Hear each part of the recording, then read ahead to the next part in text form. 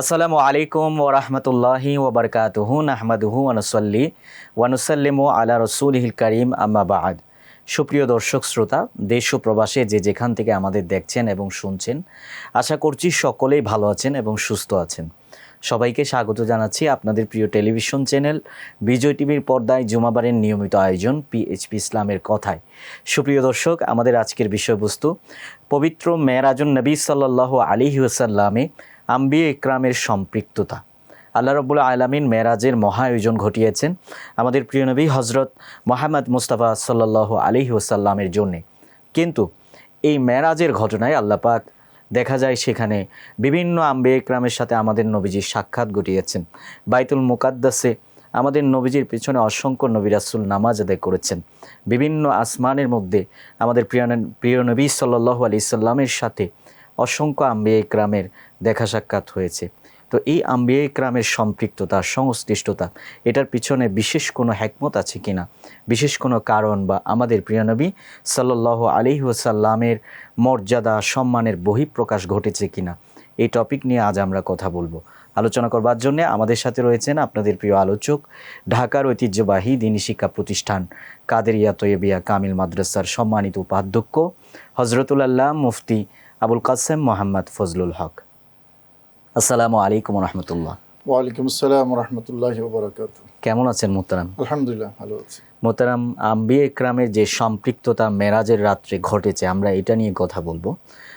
আল্লাহ রাব্বুল আলামিন এই রাত্রে এটা আমাদের নবীজির জন্য সাজিয়েছিলেন এবং বিভিন্ন নিয়ামত আমাদের নবীকে দিয়েছেন, বিভিন্ন মোজেজাতের বহিঃপ্রকাশ ঘটিয়েছেন। কিন্তু এখানে বিভিন্ন আম্বিয়া ইকরামকে এখানে সম্পৃক্ততা করার বা সংশ্লিষ্টতায় নিয়ে আসবার পেছনে আল্লাহ রাব্বুল আলামিনের বিশেষ কোনো হিকমত বা কারণ আছে কিনা? সুপ্রিয় দর্শক, আজকের এই আলোচ্য বিষয়টি অত্যন্ত গুরুত্বপূর্ণ এবং একটা বিরাট গবেষণার দাবি রাখে।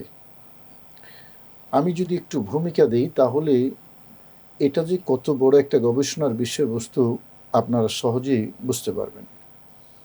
মূল গবেষণার বিষয়টি হলো এই: সকল নবী এবং রসুলকে আল্লাহ পাক রব্বুল আলামিন কম বেশি মর্যাদা এবং মর্যাদা দিয়েছেন। জি। আমরা হজরত আদম আলাইহিস সালাম থেকে শুরু করে আমাদের নবী হজরত রসুল করিম সাল্লাল্লাহু আলাইহি ওয়াসাল্লাম পর্যন্ত নবী রসুলদের জীবনে যে মর্যাদা দেখি, আমরা দেখি একেবারে বড় বড় করে যদি বলি, হজরত ইব্রাহিম আলাইহিস সালামকে যখন আগুনে নিক্ষেপ করা হয়েছিল তিনি আগুনে জীবিত ছিলেন এবং সে আগুন হজরত ইব্রাহিম আলাইহিস সালামের জন্য নাতিশীতোষ্ণ হয়ে গিয়েছিল। তো এটা একটা মওজেজা ওনার। জি। সেই মওজেজার বহিঃপ্রকাশ ঘটার সময় তিনি একাই ছিলেন সেখানে, অন্য নবী এবং রসুলকে আল্লাহ পাক রব্বুল আলামিন সম্পৃক্ত করেননি। হজরত মূসা আলাইহিস সালাম যখন টাইগ্রিস নদী পার হচ্ছেন তিনি একাই সেই মওজেজার মধ্যে ছিলেন, অন্য নবী এবং রসুল সম্পৃক্ত হননি বা সম্পৃক্ত করা হয়নি। সালেহ আলাইহিস ইসলামের ওটনির মওজেজার কথা কোরআনে কারিমে আছে, অন্য কাউকে সেখানে সম্পৃক্ত করা হয়নি। হজরত উজাইর ইসলাম 100 বছর মৃত অবস্থায় থেকে আবার জীবিত হয়েছেন, এটা একটা মওজেজা, এখানেও সম্পৃক্ত করা হয়নি। হজরত ঈসা আলাইহিস সালাম আসমানে উঠে গেছেন, তুলে নিয়েছেন আল্লাহ পাক রব্বুল আলামিন, এখানেও এককভাবে হজরত ঈসা আলাইহিস সালাম ছিলেন। জি। অন্য কাউকে এখানে সম্পৃক্ত করা হয়নি। আমাদের পেয়ারা নবীর মেরাজও একটা বিশাল মওজেজা। মওজেজার বহিঃপ্রকাশের ক্ষেত্রে ভিন্নতা আমরা দেখতে পাচ্ছি মেরাজের ক্ষেত্রে। অন্য নবী এবং রসুলদের মওজেজাগুলোর মধ্যে তাদের যখন মওজেজা সংঘটিত হয়েছে অন্য নবীকে এখানে সংশ্লিষ্ট করা হয়নি। আমাদের পেয়ারা নবী রাসূল করিম সাল্লাল্লাহু আলাইহি ওয়াসাল্লামের এই অনন্য সফর, আরশের সফর, এখানে অন্য নবী এবং রসুলদেরকে কেন সম্পৃক্ত করা হয়েছে এটা রহস্য, এবং এটা মূলত এ কারণেই একটা গবেষণার দাবি রাখে। বাইতুল্লাহ থেকে যখন পেয়ারা নবী বাইতুল মুকাদ্দাসের সফরে যাচ্ছেন তখনই কিন্তু একেবারেই ইনিশিয়ালি বোঝা যাচ্ছে যে এখানে অন্য নবীদের সম্পৃক্ততা করা হবে। নবীজি যাবার সময় দেখেছেন মূসা আলাইহিস সালাম আপন কবরে নামাজ আদায় করছেন, দাঁড়িয়ে সালাত পড়ছেন। ইব্রাহিম ইসলামকে দেখেছেন আপন মাজারে সালাত পড়ছেন। এরপরে বাইতুল মুকাদ্দাসে সকল নবী এবং রসুল তাদের সাথে সাক্ষাৎ হয়েছে, নামাজ হয়েছে। 7 আসমানে 8 জন নবীর সাথে সাক্ষাৎ হয়েছে। আসার সময় মূসা আলাইহিস সালামের সাথে কথোপকথন হয়েছে। এই যে বিষয়গুলো, এটা কি কারণে হয়েছে, অন্য নবী এবং রসুলদের এখানে প্রয়োজনীয়তা এবং সংশ্লেষ কি আছে, এটা একটা আলোচ্য বিষয়। আজকে যে আলোচনার মধ্যে আমরা আছি, জি, মূলত এই যে সফরটা, এই সফরটা এটা কোনো সাধারণ সফর নয়। এবং রসুল করিম সাল্লাল্লাহু আলাইহি ওয়াসাল্লামের যেই মেরাজ শরীফ, এটা শুধু উপরে উঠায় এতটুকুতেই সীমাবদ্ধ নয়।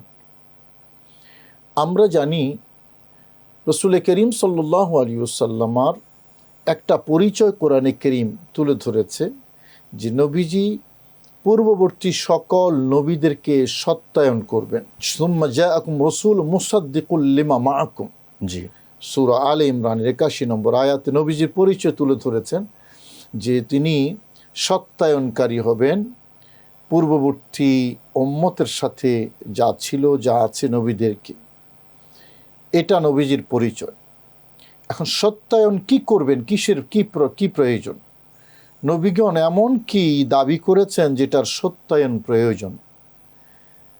সেই বিষয়টা হলো আদম আলাইহিস সালাম থেকে শুরু করে নবী ঈসা পর্যন্ত যারাই পৃথিবীতে আল্লাহ পাঠিয়েছেন, সবার স্লোগান, প্রাইম স্লোগান ছিল লা ইলাহা ইল্লাল্লাহ।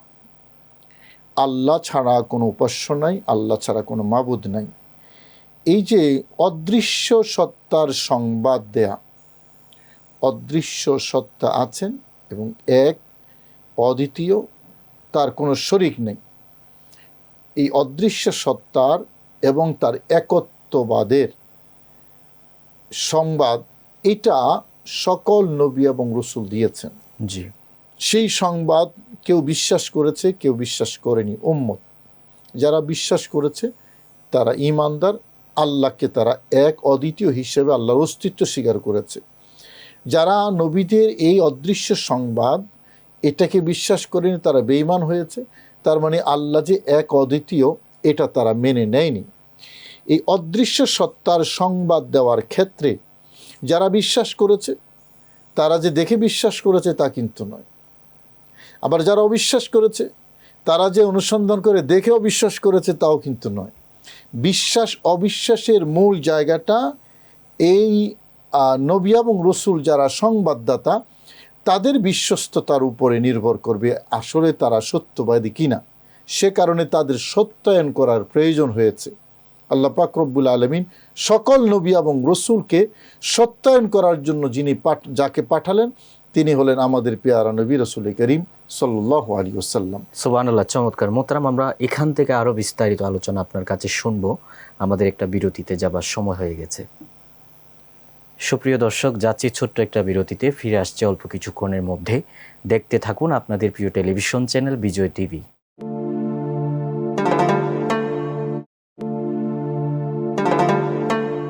সুপ্রিয় দর্শক, ফিরে এলাম বিরতির পর। সবাইকে আবারও স্বাগত জানাচ্ছি আপনাদের প্রিয় টেলিভিশন চ্যানেল বিজয় টিভির পর্দায় জুমাবারের নিয়মিত আয়োজন পিএইচপি ইসলামের কথায়। আমাদের আজকের আলোচনা বিষয়বস্তু মেরাজুন নবী সাল্লাল্লাহু আলাইহি ওয়াসাল্লামের সাথে আম্বিয়া ইকরামের সম্পৃক্ততা, এবং এই বিষয়ে চমৎকার আলোচনা করছিলেন আমাদের মোহতারাম আলোচক। আমরা চলে যাচ্ছি মোহতারাম আলোচকের কাছে। মোহতারাম, বিরতির আগে আম্বিয়া ইকরামের যে সত্যায়ন, এবং সেই সত্যায়নটা আমাদের প্রিয় নবী হযরত মুহাম্মদ মুস্তাফা সাল্লাল্লাহু আলাইহি সাল্লাম নিজেই করেছেন, এই বিষয়টা নিয়ে বলছিলেন। তো এই যে সত্যায়নের বিষয়টা যেটা বলছিলাম, এটা নবীজির পরিচয়। এখন বাকি সবাই আল্লাহর অস্তিত্ব, একত্ববাদের যে সংবাদ দিয়েছেন অদৃশ্য, কেউ আল্লাহকে দেখিয়ে সে সংবাদ দিয়েছেন তা কিন্তু নয়। অদৃশ্য না দেখে বা না দেখিয়ে সংবাদ দিয়েছেন। এখন পেয়ারা নবী রসুল করিম সাল্লাল্লাহু আলাইহি ওয়াসাল্লাম ইমামুল আম্বিয়া, সকল নবীদের ইমাম। জি আমরা জানি ইমাম যদি কেরাত পড়ে তাহলে মুক্তাদির আর কেরাত পড়ার লাগে না, জি মুক্তাদির পক্ষ থেকে ইমামের কেরাত হয়ে যায়। পেয়ারা নবী রসুল করিম সাল্লামের ইমামত প্রতিষ্ঠিত হলো বাইতুল মুকাদ্দাসে। সেখান থেকে নবীজি ঊর্ধ্বগমন শুরু করেছেন 7 আসমান পার হয়ে, এরপরে আরশ আজিম, তারপরে ইলা মাশা আল্লাহ মিনাল ওলা, যদ্দুর আল্লাহ ইচ্ছা করেছেন পেয়ারা নবীকে নিয়েছেন এবং আল্লাহর সাথে পেয়ারা নবীর দিদার হয়েছে। আল্লাহ নবীকে দিদার দিয়েছেন অনুগ্রহ করে। নবীজি আল্লাহ পাক রব্বুল আলামিন আহকামুল হাকিমিনকে দেখেছেন। যে অদৃশ্য সত্তার সংবাদ সকল নবী এবং রসুল দিয়েছেন যে লা ইলাহা ইল্লাল্লাহ, না দেখে না দেখিয়ে। এখন নবীগণ এই যে অদৃশ্য সত্তার ব্যাপারে সংবাদ দিয়েছেন না দেখে, পেয়ারা নবী রসুল করিম সাল্লাল্লাহু আলাইহি ওয়াসাল্লাম সবার পক্ষ থেকে ইমাম হিসেবে আল্লাহকে দেখে নবীদেরকে সত্যায়ন করেছেন যে পূর্ববর্তী নবী এবং রসুলগণ যা বলেছেন আল্লাহ এক, আল্লাহ অদ্বিতীয়, একজন দেখেছেন কে? ইমাম যিনি তিনি দেখেছেন। কিভাবে ইমাম? নবীদের সবার সামনে তিনি ইমামতি করেছেন। আগে ইমামত প্রতিষ্ঠা করে সবাই ইক্তেদাইতু বিহাযিল ইমাম বলেছেন যে আমার এই ইমামকে মেনে নিলাম। তিনি এবার ইমামত প্রতিষ্ঠা হওয়ার পরে, মানে দৃশ্যমান হওয়ার পরে আল্লাহকে দেখেছেন, লা ইলাহা ইল্লাল্লাহ বলেছেন এবং নবী এবং রসুলদেরকে সত্যায়ন করেছেন। ইমাম কেরাত পড়লে যেমন সবার পক্ষ থেকে কেরাত হয়ে যায়, সবাই না দেখে বলেছেন, দেখেন নাই, ইমাম দেখেছেন, সবার পক্ষ থেকে দেখা হয়ে গেছে। লা ইলাহা ইল্লাল্লাহর এই সত্যায়ন নবী এবং রসুলদেরকে পেয়ারা নবী রসুল করিম সাল্লাল্লাহু আলাইহি ওয়াসাল্লাম করেছেন এবং সবার সামনে সেটা উপস্থাপন করা হয়েছে। লা ইলাহা ইল্লাল্লাহ, আল্লাহ এক এবং অদ্বিতীয়। দ্বিতীয় নম্বর যেটা, নবী এবং রসুলদের আমাদের পেয়ারা নবী রসুল করিম সাল্লাল্লাহু আলাইহি ওয়াসাল্লামের সাথে সম্পর্কটা কি সেটা আগে দেখতে হবে। সূরা আলে ইমরানের যে 81 এবং 82 নম্বর আয়াত, সেখানে আল্লাহ পাক রব্বুল আলামিন সকল নবী এবং রসুল থেকে প্রতিজ্ঞা নিয়েছেন, লা তুমিনুন্না বিহি ওয়া লা তানসুরুন্না, তোমরা এই নবীর উপর ঈমান আনবে, এই নবীকে সত্যায়ন করবে। অথচ আল্লাহ জানেন সকল নবী এবং রসুল নবীজি আসার আগেই দুনিয়া থেকে বিদায় নেবেন। জি তো জানার পরেও পেয়ারা নবী উপরে ঈমান আনার এই প্রতিজ্ঞা প্রতিশ্রুতি কেন নিচ্ছেন? আল্লাহ তো জানেন। তো যেহেতু প্রতিজ্ঞা নেওয়া হয়েছে সবার কাছ থেকে যে লা তুমিনুন্না বিহি ওয়া লা তানসুরুন্না, তোমরা ঈমান আনয়ন করবে, নবীকে সাহায্য সহযোগিতা করবে। নবীজি যাওয়ার পরে বাইতুল মুকাদ্দাসে সবাইকে আহ্বান জানালেন, ইক্তেদাইতু বিহাযিল ইমাম বলে আমরা এই ইমামকে মেনে নিলাম। এটার সত্যায়ন, পেয়ারা নবীকে যে তারা মানবে, পেয়ারা নবীর উপর বিশ্বাস স্থাপন করবে, এটার সত্যায়ন। কেন ঈমান প্রয়োজন পেয়ারা নবীর উপরে? মাতালিউল মুসাররাত কিতাবের মধ্যে তাওরাতের একটা কোটেশন কোট করা আছে। আল্লাহ পাক রব্বুল আলামিন হযরত মূসা আলাইহিস সালামকে ওহী পাঠাচ্ছেন, ইয়া মূসা ইন্নী মানানতু আলাইকা বিকালামি ওয়া বিরিসালাতি বিঈমানিকা বিমুহাম্মাদিন সাল্লাল্লাহু আলাইহি ওয়াসাল্লাম। হে মূসা, আমি তোমাকে রিসালাত দিয়েছি, কালিমুল্লাহ বানিয়েছি, এ কারণে যে তুমি আমার প্রিয় নবী পেয়ারা হাবিব মুহাম্মদ রাসূলুল্লাহ সাল্লাল্লাহু আলাইহি ওয়াসাল্লামের উপর ঈমান এনেছো, এ কারণে। তারপরে শেষের দিকে এসে এই কোটেশনের আরেকটা গুরুত্বপূর্ণ বক্তব্য, আল্লাহর কালাম তাওরাতের ওহী কোটেশন আছে যে ওয়ালাউ আন্না আহাদাম মিনাল আম্বিয়া লাম ইউসাদ্দিকুহু ওয়া লাম ইউমিন বিহি মাহাউতু ইসমাহু মিনান নবুওয়া। কোন নবী যদি আমার এই নবীর উপর ঈমান না আনে, এই নবীকে সত্য বলে মনে না করে, তাহলে আমি তার নাম নবুয়তের তালিকা থেকে আমি মুছে দেব। তার মানে নবী এবং রসুলদের নবুয়ত এবং রিসালত সূরা আলে ইমরানের 81 নম্বর আয়াতের আলোকে আমাদের পেয়ারা নবী রসুল করিম সাল্লাল্লাহু আলাইহি ওয়াসাল্লামের উপরে ঈমান স্থাপন করার কারণে কি বোঝা গেল? নবীগণের দায় আছে আমাদের পেয়ারা নবীর প্রতি। দায় আছে বলেই সেই দায়বদ্ধতা থেকেই যার প্রতি দায় আছে তিনি আল্লাহর দরবারে যাচ্ছেন সঙ্গত কারণেই। যারা দায় অনুভব করেন বা যাদের গলায় দায় আছে তারা সেখানে পেয়ারা নবী রসুল করিম সাল্লাল্লাহু আলাইহি ওয়াসাল্লামার এই গুরুত্বপূর্ণ সফরে যেখানে সবাইকে সত্যায়ন করবেন, ওনাদের সংশ্লিষ্টতা এমনিতেই এসে যায়, এবং এসে যায় বলেই আল্লাহ পাক রব্বুল আলামিন আহকামুল হাকিমিন নবী এবং রসুলদেরকে পেয়ারা নবীর সফর হওয়া সত্ত্বেও এখানে সম্পৃক্ত এবং সংশ্লিষ্ট করেছেন। এই যে দায়টা এবং নবীজের উপস্থিত হওয়া, আমরা তুলনা না করি, যদি বুঝার জন্য বলি, কোনো দেশের প্রধানমন্ত্রী যদি বিদেশে সফরে যায়, এয়ারপোর্টে যাওয়ার সময় তিনি কিন্তু একা যান না। উনি যাওয়ার সময় ওনাকে বিদায় সম্বর্ধনা বা বিদায় জানানোর জন্য কিন্তু যাদের দায় আছে ওনার প্রতি, তারাও কিন্তু সেখানে উপস্থিত হয়, মন্ত্রী পরিষদের সদস্য, সচিবগণ। তো ওনারা কেন যাচ্ছেন? তো একজন, কারণ এই প্রধানমন্ত্রী বা রাষ্ট্রপ্রধান যিনি, ওনার প্রতি দায় আছে সবার, যাদের দায় আছে ওনারা সেখানে যাবেন। আগেই বলেছি, আমি তুলনা করছি না। পেয়ারা নবী রাসূল করিম সাল্লাল্লাহু আলাইহি ওয়াসাল্লাম ইমামুল আম্বিয়া ওয়াল মুরসালিন, এবং তাওরাতের যে কোটেশন আমি মাতালিউল মুস্তারাত থেকে কোট করেছি, সেই কোটেশনের আলোকে নবী এবং রসুলদের নবুয়ত মূলত আমাদের পেয়ারা নবী রাসূল করিম সাল্লাল্লাহু আলাইহি ওয়াসাল্লামের উসিলা বলা চলে। তো এখন যেহেতু যেই নবীর উসিলায় অন্য নবীদের নবুয়ত এবং রিসালত, সেই নবী যাচ্ছেন, নিশ্চিতভাবে নবী এবং রসুল তাদের নবুয়ত এবং রেসালতের এই মহা নিয়ামতের কারণেই আমাদের পেয়ারা নবীর প্রতি দায় আছে, এবং দায় আছে বলেই আল্লাহর নির্দেশে, আল্লাহর অনুগ্রহে তারাও এই মেরাজের সফরে নবীজির সাথে সম্পৃক্ত হয়েছেন, সংশ্লিষ্ট হয়েছেন। মোহতারাম, আমরা এখান থেকে আপনার কাছে আরও বিস্তারিত শুনবো, আমাদের একটা বিরতিতে যেতে হচ্ছে।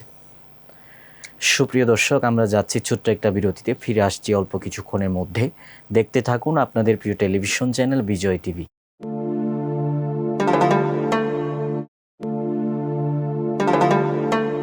ফিরে এলাম বিরতির পর। সবাইকে আবারও স্বাগত জানাচ্ছি আপনাদের প্রিয় টেলিভিশন চ্যানেল বিজয় টিভির পর্দায় জুমাবারের নিয়মিত আয়োজন পিএইচপি ইসলামের কথায়। সুপ্রিয় দর্শক, আমাদের আজকের বিষয়বস্তু আলোচনা চলছিল মেরাজুন নবী সাল্লাল্লাহু আলাইহি সাল্লামের সাথে আম্বিয়া ইকরামের যেই সম্পৃক্ততা, সংশ্লিষ্টতা, এই টপিকের উপর, এবং খুব চমৎকার আলোচনা করছিলেন আমাদের মোহতারাম আলোচক মুফতি মোহাম্মদ আবুল কাশেম মোহাম্মদ ফজলুল হক। আমরা ওনার কাছে চলে যাচ্ছি। মোহতারাম, বিরতির আগে আপনি তাওরাতের একটা কোটেশন উল্লেখ করেছেন, যেখানে আল্লাহ রাব্বুল আলামিন মূসা আলাইহিস সালামকে বলেছেন যে আমি তোমাকে এই যে নবী বানিয়েছি, নবুয়ত দিয়েছি, এটা মূলত আমাদের প্রিয় নবী হযরত মুহাম্মদ মুস্তাফা সাল্লাল্লাহু আলাইহি সাল্লামের প্রতি ঈমান আনয়নের কারণে। তো আবার আমরা যখন মেরাজুন নবীর দিকে তাকাই, সেখানে দেখতে পাই যে মূসা আলাইহিস সালাম আল্লাহর নবীর সাথে বারবার সাক্ষাৎ করছেন, ওনার সাথে দেখা হচ্ছে, বারবার দেখা হচ্ছে। তো এই যে মূসা আলাইহিস সালাম এবং আমাদের প্রিয় নবী সাল্লাল্লাহু আলাইহি সাল্লামের এই বারবার দেখা এবং এই সম্পর্ক, এটাকে আপনি কিভাবে ব্যাখ্যা করবেন? নবী মূসা আলাইহিস সালাম সহ নবী এবং রসুল জি, সবাই তো বাইতুল মুকদ্দাসে উপস্থিত ছিলেন। অর্থাৎ বাইতুল মুকদ্দাসের যেই নামাজ এবং নামাজের পর্ব, এখানে সম্পৃক্ততা সকল নবী এবং রসুলের। আর 7 আসমানে রোল প্লে করেছেন 8 জন। প্রথম আসমানে নবী আদম, দ্বিতীয় আসমানে হজরতে ঈসা এবং ইয়াহিয়া, তৃতীয় আসমানে হজরত ইউসুফ, চতুর্থ আসমানে হজরত ইদ্রিস, পঞ্চম আসমানে হজরতে হারুন, ষষ্ঠ আসমানে নবী মূসা, সপ্তম আসমানে হজরত ইব্রাহিম আলাইহিমুসসালাম।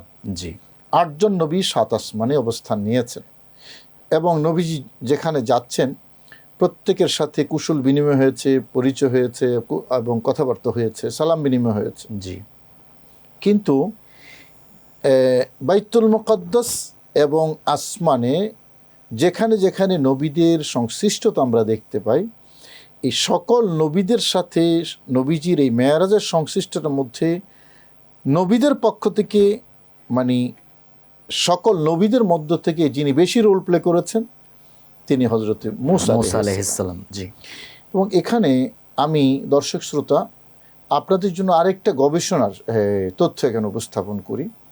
যারা দেখছেন আমাদের অনুষ্ঠান আজকে 15 পারা প্রথম আয়াত, মেরাজের যে আলোচনাটা একটা আয়াতে মাত্র। আল্লাহ বলেছেন সুবহানাল্লাযী আসরা বিআবদিহি লাইলাম মিনাল মাসজিদিল হারাম ইলাল মাসজিদিল আকসাল্লাযী বারাকনা হাওলা লিনুরিয়াহু মিন আয়াতিনা ইন্নাহু হুয়াস সামিউল বাসীর। যে পবিত্র সেই সত্তা যিনি তার প্রিয় মাহবুব সাল্লাল্লাহু আলাইহি ওয়াসাল্লামকে রাতের কিছু অংশে মসজিদে হারাম থেকে মসজিদে আকসা পর্যন্ত নিয়ে গেছেন, লিনুরিয়াহু, যাতে আমি দেখাতে পারি তাকে আমার নিদর্শনাবলী। ইন্নাহু হুয়াস সামিউল বাসীর, নিশ্চয়ই তিনি সর্বশ্রোতা সর্বদ্রষ্টা। এই আয়াতে, একটাই আয়াত, এই আয়াতে মেরাজের আলোচনা হয়েছে। তো মেরাজ তো বিশাল। ঠিক তারপরের আয়াতে, মানে 15 পারার দ্বিতীয় আয়াতেই আল্লাহ পাক রব্বুল আলামিন নবী মূসার আলোচনা শুরু করেছেন। সুবহানাল্লাহ। বাস এক আয়াতে, প্রথম আয়াতে মেরাজের আলোচনা, মেরাজের, জি, দ্বিতীয় আয়াতে মুসা মূসা আলাইহিস আলাইহিস সালামের আলোচনা।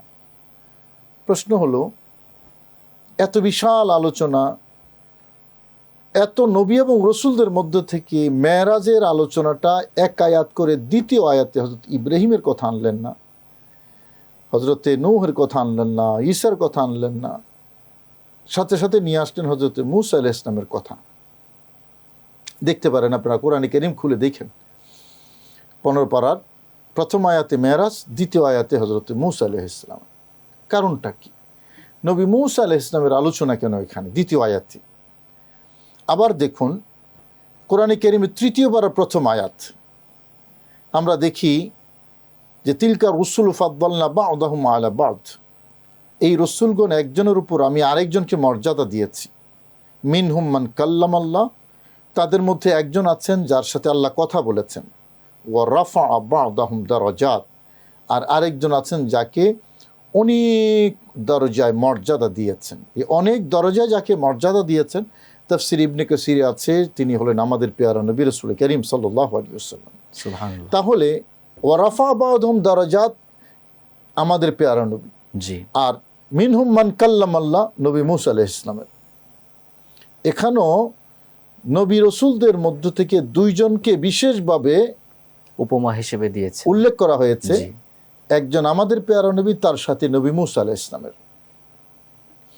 2টা ইস্যু বললাম। একটা হলো 15 পারার প্রথম আয়াতে মেরাজ, যেটা আমাদের নবীর জন্য, দ্বিতীয় আয়াতে নবী মূসা।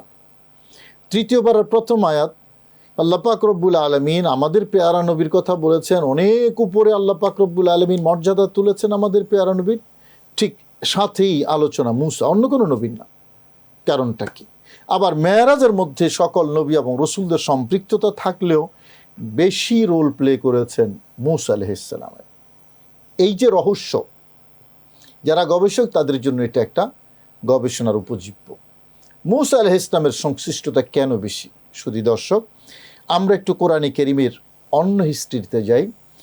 সকলেই এই ঘটনা আপনারা জানেন। নবী মূসা আলাইহিস সালাম আল্লাহর কথা শুনেছেন, কথা শুনে খুব ভালো লেগেছে, পাগলের মতো হয়ে গেছেন। বলেছেন, আল্লাহ তোমার কথা এত সুন্দর, আল্লাহ তুমি জানি কত সুন্দর, আমি তোমাকে দেখতে চাই, আমাকে সাক্ষাৎ দাও তুর পাহাড়ে। রব্বি আরেনি, আমাকে সাক্ষাৎ দাও। আর সেই জায়গায় আল্লাহ পাক রব্বুল আলামিন বলেছেন, লান তারানি, তুমি দেখতে পাবে না, জি, তুমি আমাকে দেখতে পাবে না। আর এই আয়াতে 15 পারা প্রথম আয়াতে আল্লাহ পাক রব্বুল আলামিন বলেছেন, লে নুরিয়াহু, আমি আমার পেয়ারা হাবিবকে দেখাবো। শুধু দর্শক, একটা হলো আরেনি, আরেকটা হলো নুরিয়া। যারা আরবি বুঝেন, দুইটাই কিন্তু একই শব্দ এবং একই উৎস থেকে তৈরি। আরেনি মানে আমাকে দেখা দাও, আর নুরিয়া মানে আমি দেখাবো। মূসা আলাইহিস সালাম বলেছেন আরেনি, আল্লাহ আমাকে দেখা দাও। আল্লাহ বলেছেন লান তারানি, আমি দেখাতে পারি কিন্তু তুমি দেখতে পাবে না, এটা তোমার দেখার ইস্যু না। আর নবীজির ক্ষেত্রে আল্লাহ বলেছেন লে নুরিয়াহু, আমি ওনাকে দেখাবো। এই যে এরাআত বলা হয়, এটাকে এরাআত, দেখানো। মূসা আলাইহিস সালাম এরাআত দরখাস্ত করেছেন, আর আমাদের পেয়ারা নবীর ক্ষেত্রে এরাআত আল্লাহ দিয়েছেন। এরাআত মানে দেখানো। মুসা ইসলাম এরা চেয়েছেন আল্লাহর, কিন্তু পাননি। আর আমাদের পেয়ারা নবীকে আল্লাহ নিজে এরা দিয়েছেন, মানে সাক্ষাৎ দিয়েছেন, মানে দিদার দিয়েছেন। তাহলে আল্লাহকে দেখার ক্ষেত্রে চাওয়া এবং পাওয়া, জি, এই দুটার মধ্যে, চাওয়া পাওয়ার মধ্যে সম্পৃক্ততা কার? নবী ইব্রাহিমের নয়, নবী ঈসার নয়।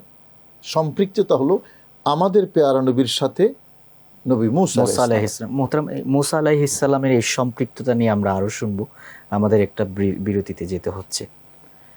সুপ্রিয় দর্শক, যাচ্ছি ছোট্ট একটা বিরতিতে, ফিরে আসছি অল্প কিছুক্ষণের মধ্যে। দেখতে থাকুন আপনাদের প্রিয় টেলিভিশন চ্যানেল বিজয় টিভি।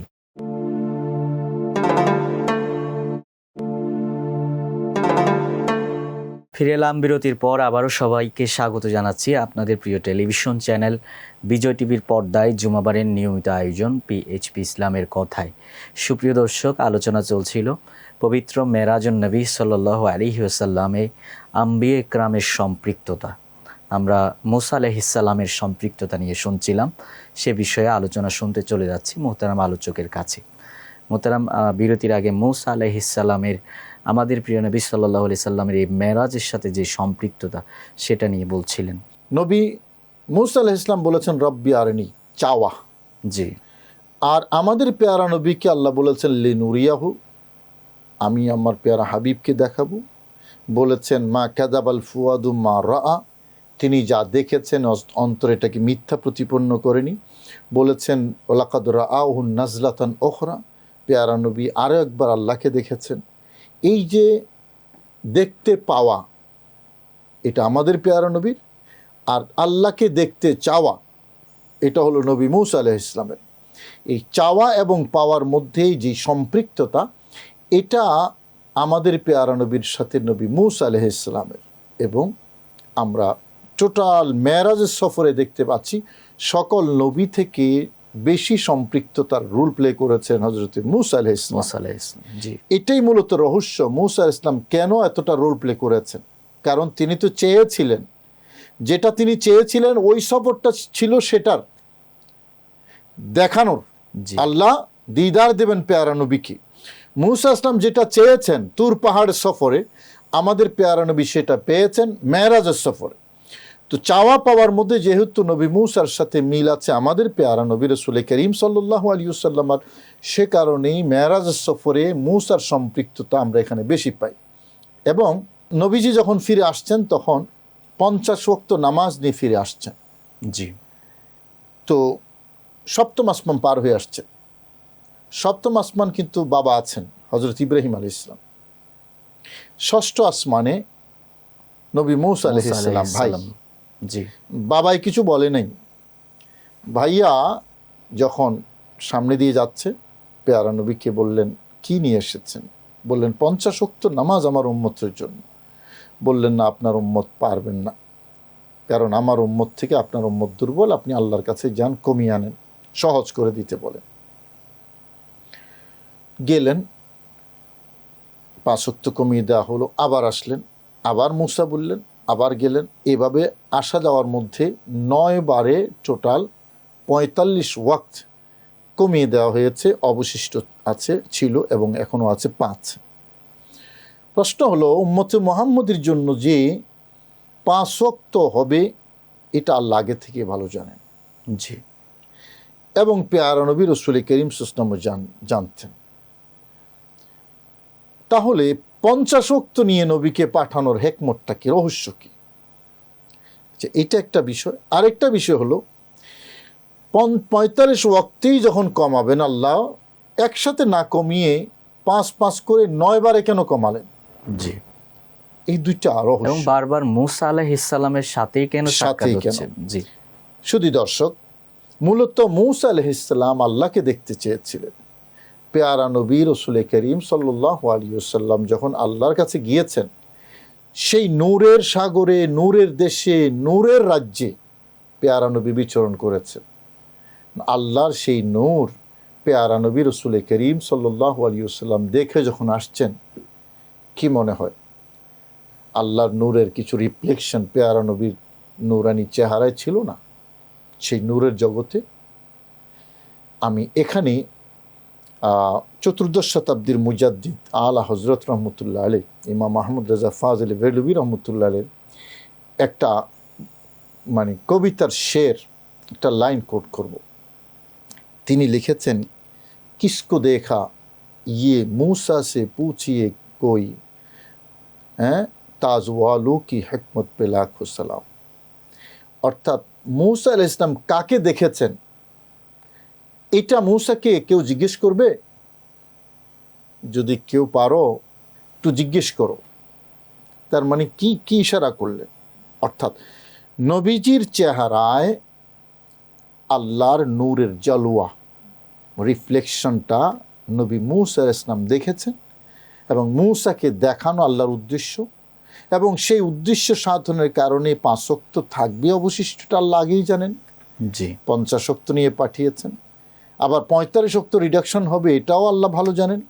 5 করে কমিয়েছেন যাতে মূসা আলাইহিস সালাম বারবার আল্লাহর নূর যেটা দেখার জন্য তিনি তুর পাহাড়ে আল্লাহর কাছে প্রেয়ার দিয়েছিলেন, এটা সেই স্বাদ মিটিয়ে দিচ্ছেন নবী মূসা আলাইহিস সালামের। অর্থাৎ নবীজির চেহারায়, নবীজির নূরানি চেহারায় আল্লাহর নূরের রিফ্লেকশন জালওয়া পেয়ারা নবী রাসূল করিম সাল্লাল্লাহু আলাইহি ওয়াসাল্লামের মাধ্যমে হযরত মূসা আলাইহিস সালাম দেখেছেন।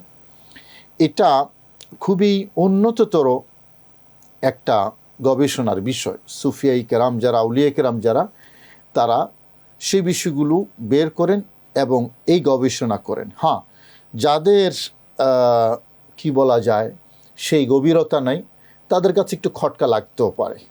কারণ আমাদের দেশে একটা কথা আছে, অরিজিনাল ঘি তো সবার পেটে হজম নাও হতে পারে। আল্লাহ পাক রব্বুল আলামিন নবী মূসা আলাইহিস সালামকে দিয়ে এই কাজটুকু কেন করাইলেন? একবার নয়, 9 বার। এবং তিনি চাওয়া ব্যক্তি, তিনি যে চেয়েছেন সেই চাওয়া ব্যক্তি তুর পাহাড়ের মধ্যে। মূলত এই ছিল রহস্য। এবং রিফ্লেকশন যে হয়, অর্থাৎ আলোর যে রিফ্লেকশন হয়, এটা কিন্তু কোরআন এবং হাদিসের মাধ্যমে প্রমাণিত। এবং স্পিরিচুয়ালি যে একটা চেহারায় বা একটা অবয়বের মধ্যে আরেকটা অবয়ব বা অবয়ব বলবো না, আরেকটা রিফ্লেকশন দেখা যায়, এটাও কোরআনে কারীমের বিভিন্ন জায়গায় আছে। আমাদের সময় কম, সেজন্য আমরা উল্লেখ করছি না। শুধু দর্শক এতটুকু শুধু বলবো যে আম্বিয়া কেরামের সম্পৃক্ততা, বিশেষ করে নবী মূসা ইসলামের সম্পৃক্ততা কি কারণে? কারণ তিনি চাওয়া ব্যক্তি, এবং এ কারণেই মূলত সূরা ইসরার প্রথম আয়াতের পরেই নবী মূসার আলোচনা, আবার তৃতীয়বার প্রথম আয়াতে নবীজির যেখানে উচ্চ মর্যাদার কথা আছে, পাশে হজরতে মূসা কালিমুল্লাহর কথা আছে। নবী মূসা আলাইহিস সালামের সম্পৃক্ততার বিষয়টি গুরুত্ব পাচ্ছে মেরাজের সফরে, সে কারণে মূলত। চমৎকার মোহতারাম, খুব সুন্দর আলোচনা করেছেন। আমাদের সময় সুযোগ থাকলে আরও বিস্তারিত আলোচনা শুনতে পারতাম। তারপরও আমরা আমাদের অনুষ্ঠানের পক্ষ থেকে আপনাকে কৃতজ্ঞতা জানাচ্ছি। জাযাকুমুল্লাহ খাইরা। সুপ্রিয় দর্শক, দেখতে দেখতে আমরা অনুষ্ঠানের একেবারে শেষ পর্যায়ে চলে এসেছি। আজকের বিষয়বস্তু ছিল মেরাজুন নবী সাল্লাল্লাহু আলাইহি ওয়াসাল্লামের ঘটনার সাথে আম্বিয়া ইকরামের সম্পৃক্ততা। আজকে যে আলোচনা আমাদের মোহতারাম আলোচক করেছেন, আমরা দেখতে পেয়েছি সেখানে যে মূসা আলাইহিস সালামের সম্পৃক্ততা আমাদের প্রিয় নবী সাল্লাল্লাহু আলাইহি সাল্লামের মেরাজের সাথে সবচেয়ে বেশি। কারণ আল্লাহ পাক যে দিদারের কাকুতি মিনতি মূসা আলাইহিস সালামের কাছ থেকে দেখেছিলেন, সেই কাকুতি মিনতি ফরিয়াদটা যাতে মূসা আলাইহিস সালামের মেরাজের মাধ্যমে সেই দিদারের স্বাদটা তিনি পেয়ে যান, এবং বারবার আল্লাহর নবীর চেহারার দিকে তাকিয়েছেন যাতে খোদার যে জালোয়ার রিফ্লেকশন তিনি আল্লাহর নবীর চেহারার মাধ্যমে অবলোকন করেন। মূসা আলাইহিস সালামের ঘটনায় নয়, শুধু অসংখ্য আম্বিয়া ইকরাম এই মেরাজের রাত্রে সম্পৃক্ত হয়ে এটাই বুঝিয়েছেন যে আমাদের নবী হজরত মুহাম্মদ মুস্তাফা সাল্লাল্লাহু আলাইহি সাল্লাম তিনি হচ্ছেন শ্রেষ্ঠ নবী, তিনি হচ্ছেন সকল নবীদের নবী। আল্লাহর নবীকে সেই সম্মান, সেই মর্যাদা দিয়েছেন আল্লাহ পাক। আল্লাহ রাব্বুল আলামিন আমাদের সকলকে বুঝার তৌফিক দান করুন, এই প্রত্যাশা রেখে আজকের মতো বিদায় নিচ্ছি। সকলে ভালো থাকবেন, সুস্থ থাকবেন। আজ এই পর্যন্তই। আল্লাহ হাফেজ। দেখা হবে আগামী পর্বে। আসসালামু আলাইকুম ওয়া রাহমাতুল্লাহি ওয়া বারাকাতুহু।